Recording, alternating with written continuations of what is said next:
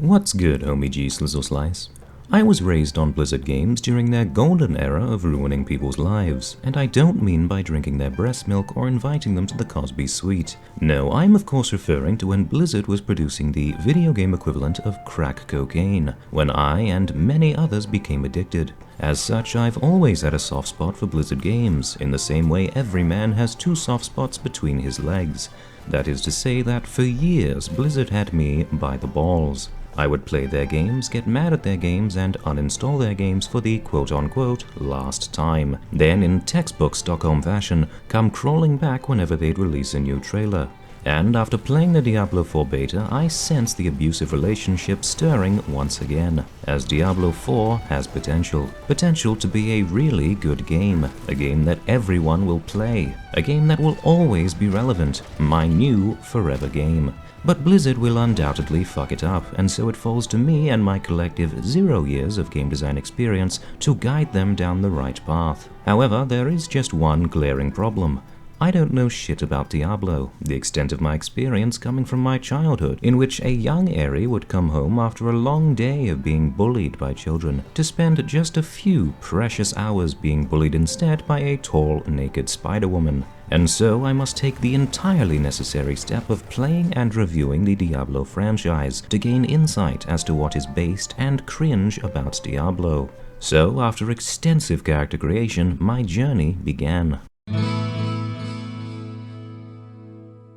At a mere 26 years young, Diablo makes quite the impression with its antiquated take on controls. To the untrained eye, my cursor may seem normal, but to those with keen perception, you may have noticed that what you're actually seeing are the silent, anguished cries of being locked to 20 frames per second. This alone does not necessarily feel good, but when coupled with moderately unresponsive 8-directional movement and the brisk-paced shuffling of the player character, this has to be some of the worst movement of all time. And frankly, I expected better from a billion-dollar company. I was, however, able to remedy this problem by lowering my mouse sensitivity to jack shit and utilizing the sprint toggle feature, which is ingeniously located in the options menu. Fortunately, I wouldn't be needing the sprint toggle ever again, as my impatience immediately overcame my desire to not have a stroke. Using my newly rediscovered pace, I set out to sample some voice acting. This being the same franchise that brought us Deckard Cain and The Hungry Man. I'm bloody hungry. My expectations were high. Griswold? Good old Griswold. I love him like a brother. We fought together, you know, back when we... Lazarus!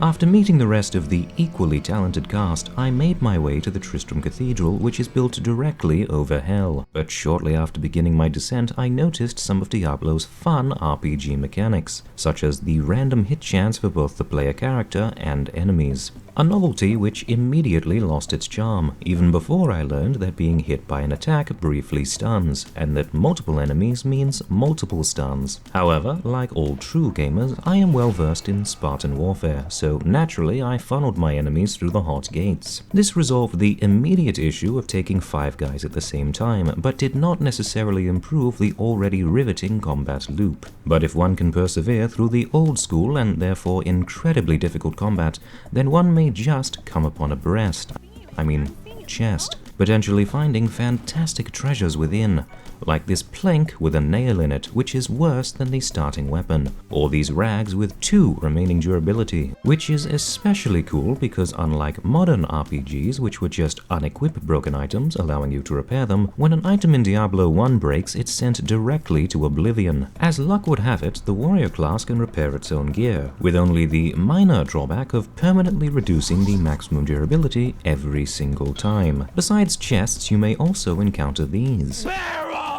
A primitive form of gambling in video games, but rather than skins, waifus, and crippling debt, you will instead find gold, garbage, skeletons, or my personal favorite, an explosive go fuck yourself from the developers, as every single barrel has a random chance to explode for a random amount of damage. I also found these scrolls of search which do this. I would have looked up what this is, but then I couldn't honestly say that I have no idea what they do. A few fun-filled floors of auto-attacking later, and I realized that this game may not have been worth the $15. So, in an attempt to make the gameplay less depression-inducing, I re-rolled to Sorcerer.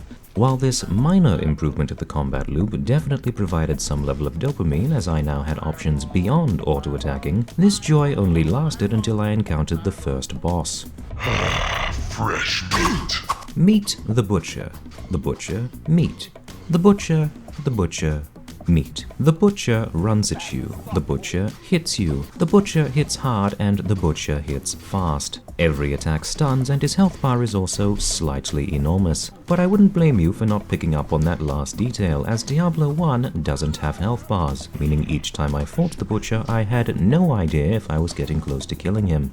Kiting is not an option. Fighting is not an option. Instead, I overcame this epic boss fight encounter by accidentally breaking his AI.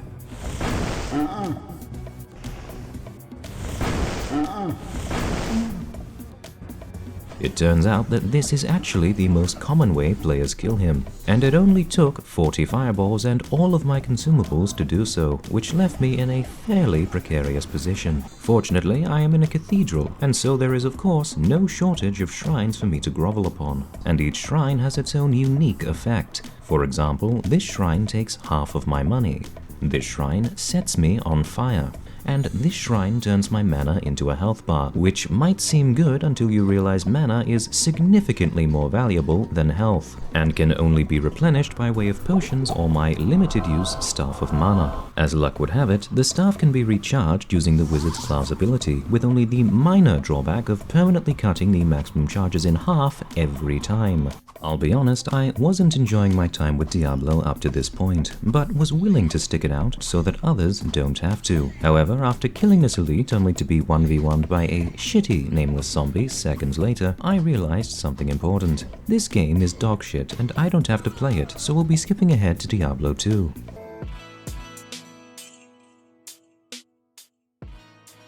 After defeating Diablo and trapping his essence inside a rock, our hero comes to the realization that said rock would fit perfectly in his skull. Here we go.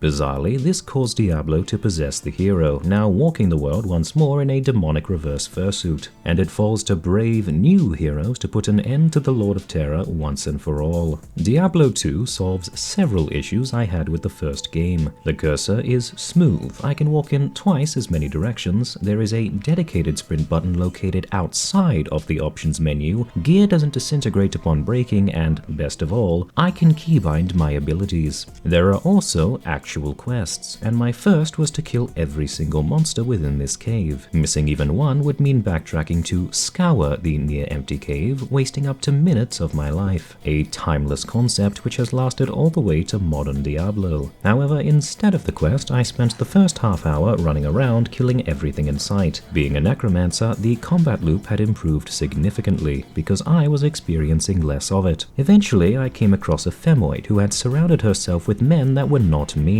Naturally, I beat her to death, and this act of heroism earned me the respect of my peers, and the right to purchase property of my very own. Which brings us to the bodyguard system, a fantastic addition to the game teaching players a valuable lesson in how women are frail and ultimately useless creatures, who should all be replaced by sweaty men with long poles. Another improvement to this game is the talent tree, in which players choose from 3 unique specializations to build a character that suits your own unique playstyle. I, of course, invested into early summoning, picking up an offensive spell as well, just in case. The only problem being that the offensive spell I had chosen, Poison Dagger, required an actual dagger, and daggers are not wands, which makes daggers cringe.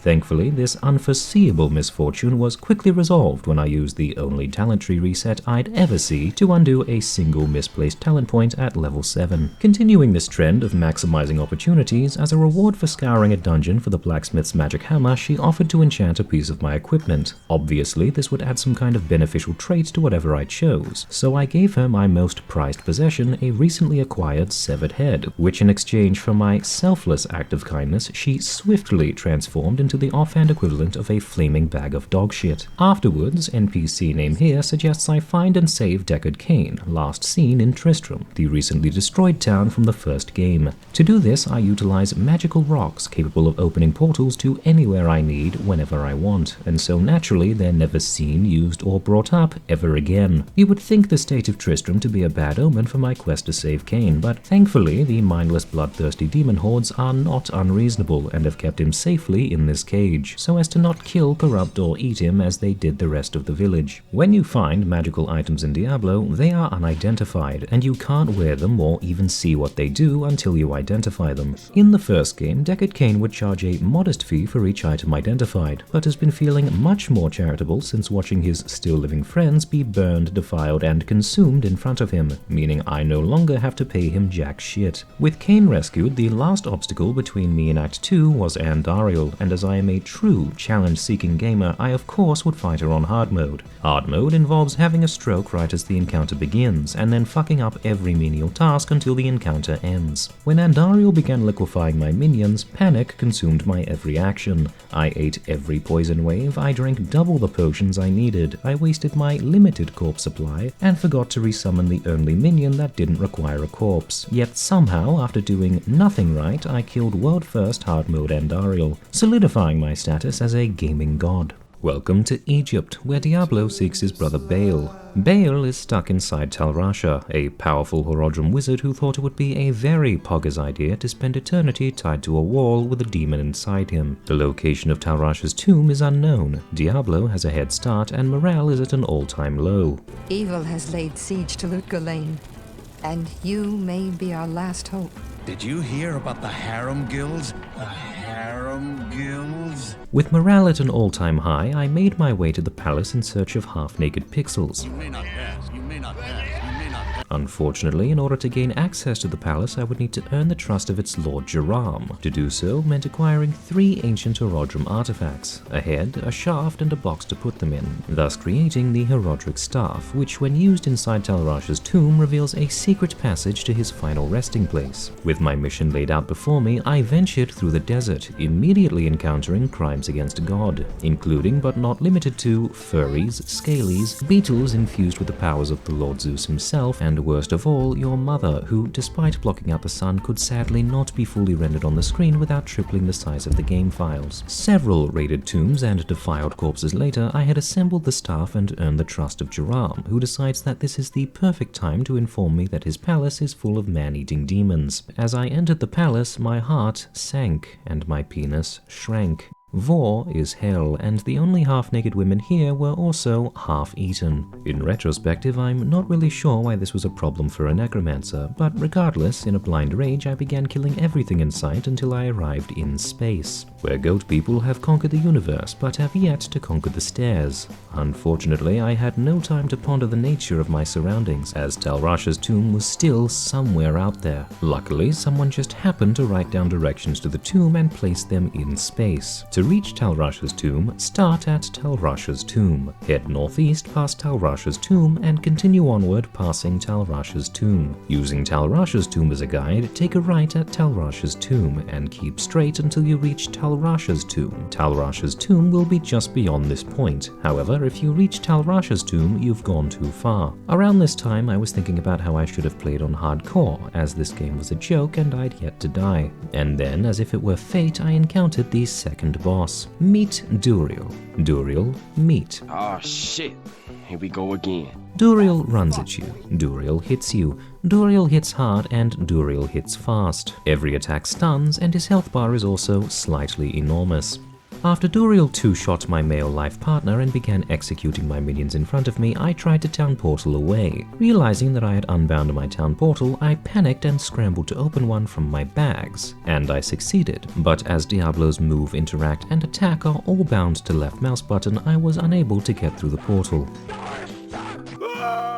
Duriel's damage was too high for me to heal, my summons were useless, and there was no staircase to break his AI. So how did I overcome this obstacle?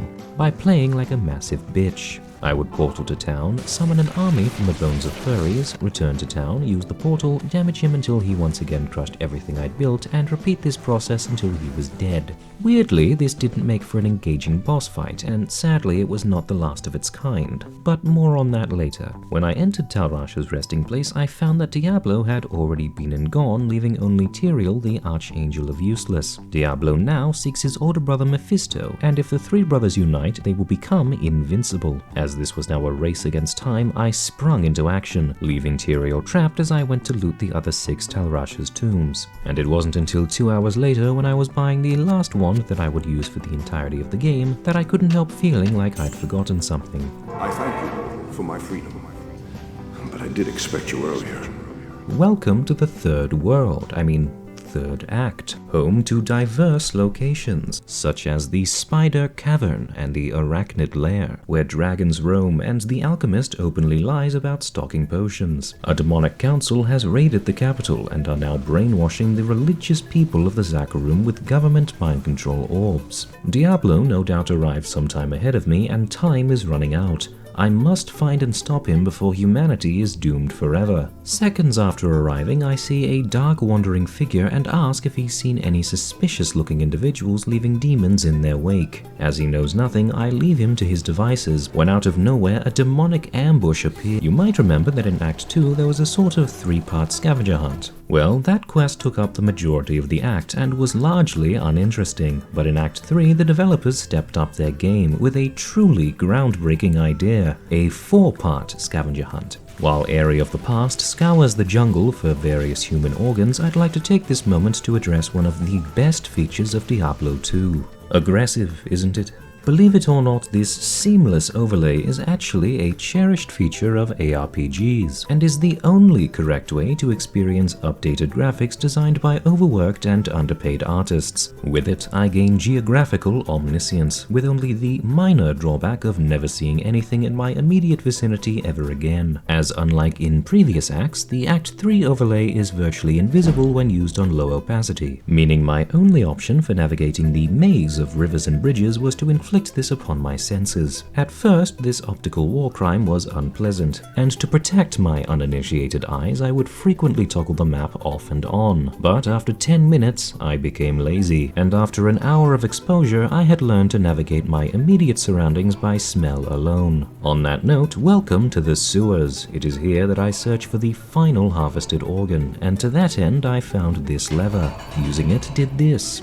And after a moment of nothing happening, I walked away to see what this was, only to find that the drain was a door. A door that didn't appear on my map as I didn't watch the entire 15-second draining animation, 20 minutes that I will never get back. Another feature of Diablo is the Inventory Tetris minigame, in which players will periodically take breaks from having fun to move shit around their inventory so they can fit just one more item inside. And seeing as your primary source of income is peddling garbage found on the ground, you will make it fit. The limited inventory, combined with varying size of items, will often lead to fun scenarios like this.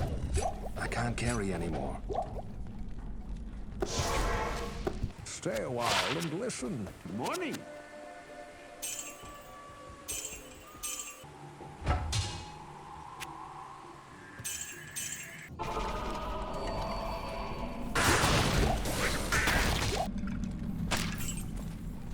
I can't carry anymore. After contracting hepatitis A through Z, I had acquired the organs, and all that was left was to storm the capital, overthrow the demonic government, and destroy their mind control orbs with the power of vicarious organ donation. This freed the people and opened the way to Mephisto's tomb, where hopefully I was not too late. But it turned out I was too late. The three brothers had united and were now unstoppable. But I killed Mephisto anyway using the same tactic as Duriel, resulting in the same unfun experience. Coincidentally, killing Mephisto opens a portal directly to the only safe place in the entirety of Hell, where Deckard Cain and Tyrael are waiting for me. This is the beginning of Act 4, where instead of finding angels locked in combat with demons, I found regular humans with no dialogue. Where there are typically 6 quests, I found 3. Where I would typically find various terrains and multiple dungeons, I found 1 zone and a small dungeon for Diablo himself. With a third of the greater evils dead and the next one 5 minutes away, day, Tyrael concludes that it is of the utmost importance he now talk at length about his former lieutenant-turned-demon, Iswal. Despite Tyrael's warnings, Iswal launched an assault on the Hellforge and was captured by demons.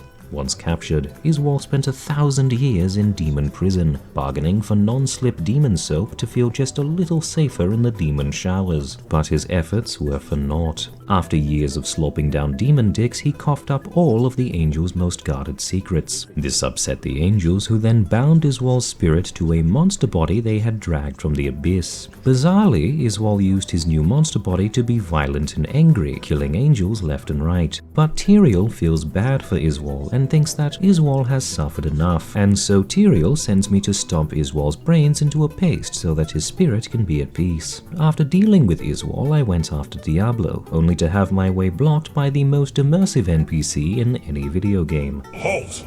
Before venturing into Diablo's lair, go to the Hellforge with Mephisto's Soul Stone.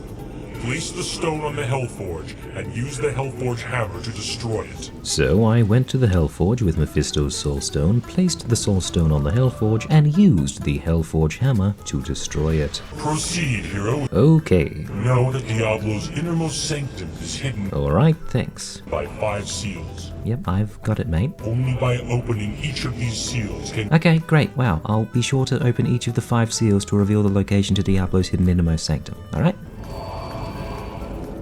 Proceed. Diablo himself was actually not a terrible boss. This was the first boss since Andariel whose mechanics were well telegraphed, and if it wasn't for the fact that he continuously spammed AoE, instantly killing all of my minions, I might have even enjoyed the fight. Regardless, the Lord of Terror is now dead, and humanity lived happily ever after. Bail!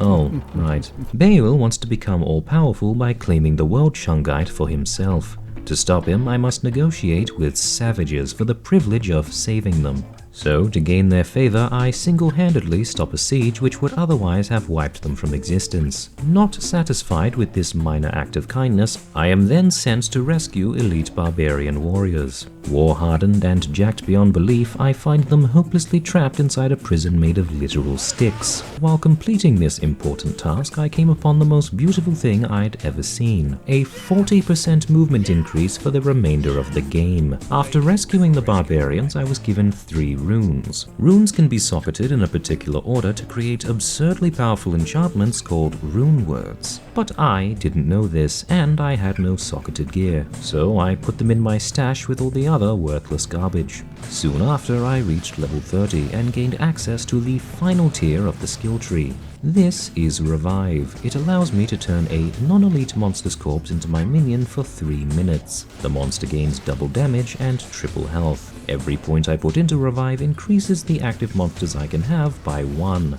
Now, every time I entered combat, I had the privilege of watching tiny NPC wars unfold, which was honestly the highlight of Diablo 2's gameplay. My next quest was to find the potion seller's daughter, who went missing in the monster-infested caves some several hours ago. I find her trapped from the waist down in ice, surrounded by yetis who are surprisingly docile towards the woman herself. One can only imagine how she survived as long as she has in this precarious predicament, but seeing as all I have on hand is a solid metal golem covered in spikes and strong enough to bend steel, she's going to have to wait there a little longer, as to break ice requires a special ice-melting potion. Take this potion to Anya and give it to her.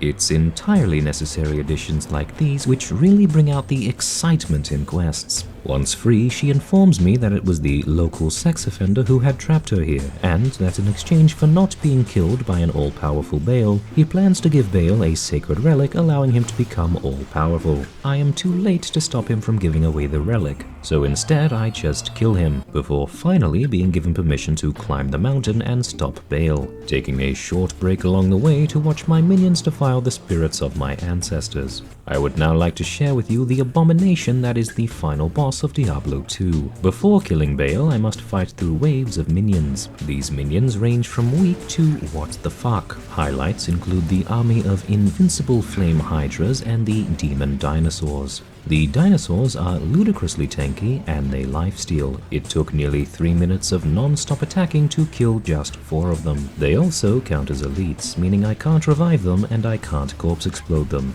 I had to leave to replenish my minion stock several times, and so clearing this trash took 10 minutes. And then there was Bale. You know what's more fun than AoE fire constantly killing my minions? AoE fire and ice constantly killing my minions, especially seeing as there weren't many corpses left in the entire map, meaning that in order to get reinforcements I had to scour the world for monsters so worthless I had run past them the first time, like these skeletons who can only walk, or these things which landed a collective 4 attacks on Bale before dying. Bale summons Hentai. Hentai stuns on hit. Bale also summons a clone, and due to the nature of having to run away, and the fact that Bale teleports off screen, I genuinely lost track of which Bale was real and wasted time killing a clone. Regardless, Bale was dead. The world Shungite is destroyed. Demons are gone forever, and humanity lived happily ever after. Endgame in Diablo 2 involves killing the same thing to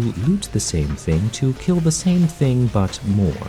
Whereas I can appreciate that this game was good when it was released, that was 23 years ago, and by today's standards this game is pretty fucking terrible.